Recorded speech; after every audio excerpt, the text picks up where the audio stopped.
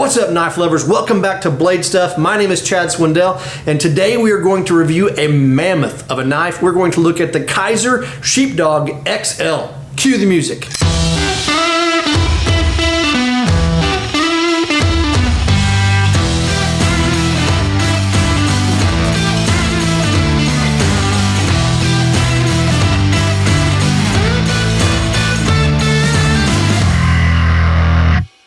Welcome back. We have an exciting knife to review today.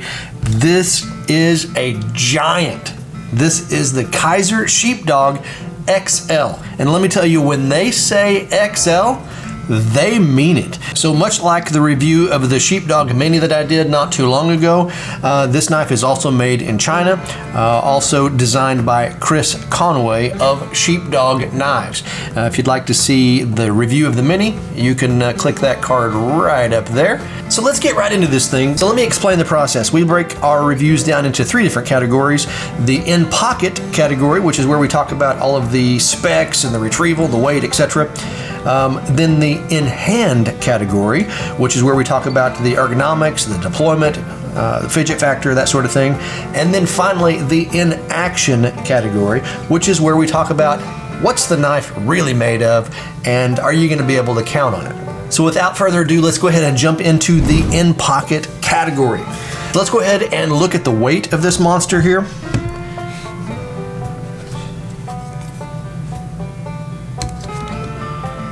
Coming in at 9.23 ounces. To give you an idea of where that's at, the XM18, 5.3, and the Manix 2 at 4.22, or both of them at 9.54 ounces. Not too far away from the weight of this guy right here.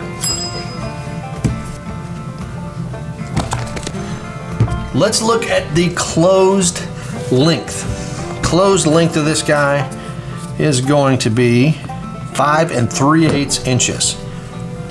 That is the closed length. For perspective, okay, the Mini, there's the Mini that is open. Right? This guy is huge. The closed width. Closed width is coming in at 2 3/16 of an inch. That's going to take up a lot of room in your pocket. And I have carried it around a little bit, and I will say it takes up a lot of real estate in your pocket. I do like larger knives, but this may be a little bit too big for me to carry every day. However, I did enjoy it. It's definitely a conversation piece, but it's not just that. It's much more than that, as you'll learn throughout this review. Now let's look at the open length of this guy. Oh yeah, did you hear that? Open length. So the open length looks to be about 9 1/4 inches long. And let me tell you, that is a lot of knife. So let's talk about the clip. Much like the Mini, the clip may look frail or cheap, but it is actually pretty well made on that. The clip does have enough of a ramp to allow easy mounting on that, and the retention is pretty good. Possibly not as good of a retention as the Mini, only because this weighs a whole lot more than the Mini, so you're retaining a whole lot more knife in your pocket. Even that being said, I don't think there is an issue at all. It still has decent retention on it. The retrieval is not too bad. The scales on this are carbon fiber, so they are a little bit more smooth than the G10. So when you're retrieving this thing, you've got about 9/16 on this side, and then of course you got your thumb on this side getting it out. And similar to the Mini, these two screws give you a little bit of extra traction. They help you hold that knife and retrieve it out of your pocket. Now let's jump into the in-hand category, and we'll first talk about the ergonomics. So the scales on this guy are carbon fiber. They do have a little bit of texture to them, so it does offer you pretty decent grip, especially considering that you've got carbon fiber scales on this guy. Now let's talk about the grip for a little bit. First off, when the thing's closed, you can see how hard it is to get your hand all the way around that, and I don't have small hands. This is a big knife. When it's open, now that's much better. I've got easily all 4 of my fingers on that grip. It locks you in, and I do feel like I've got a pretty good grip on this guy. I mean, to be honest, I feel like I could kind of chop down a tree maybe. So even though we're coming in at over 9 ounces, the weight is balanced pretty well, as you can see right there. So now let's talk about deployment and action. I'm actually very impressed with the action here. You got a lot of blade steel that you're flinging out of there with just this flipper tab. It doesn't take a lot of pressure on that. The detent is just strong enough to hold that blade in there. And when you do overcome that detent pressure, it fires that blade out with ease. And it has good shutting action as well. Of course, you've got a heavy blade here. It's not gonna take a whole lot, and it just falls shut. So it's got fall shut action on this guy. Now, with that much blade, you obviously want to keep your fingers out of the way. You've got a lot of blade steel that's trying to fall shut there, but notice the design. So when you depress the liner lock, your thumb is already in that position. You tilt the knife, the blade automatically falls down and it rests on your thumb. This is the flipper tab, so there's no sharp edges there, and that keeps you safe. Make sure you have all your fingers out of the way, and then it just falls shut. So now let's talk about aesthetics. This knife just looks cool. The blade style on this, it's that, that cleaver kind of style blade. They actually call it a sheep's foot blade. It just looks good to me. I really do like it. Blade is also satin finish, and the centering on this guy is good. Did I mention this thing only retails for $99? This is crazy. Now, one of the things that I think about during this category is the sound. Right? Now, this has a very commanding sound. There is no mistake on that. That almost just commands attention.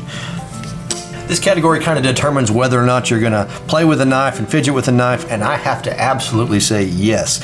You're going to fiddle around with this knife, you're gonna play with it, you're gonna deploy it, you're gonna listen to it, it's fun to play with. So let's move on to our final category, which is the in-action category. And honestly, this is the big one. Knives are tools. This is the category that we talk about. Are you gonna be able to depend on that tool? So this is a liner lock. Probably somewhere around 40% lockup on that guy. So you got pretty decent lockup. This knife is solid. The blade steel on this guy is 154 cm.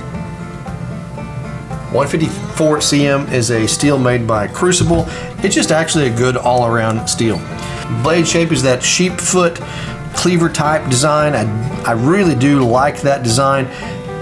It's bulky, it's thick, but it's actually just pretty stinking cool looking. You've got a sharpening choil here if you want to sharpen it. This knife will be easy to sharpen.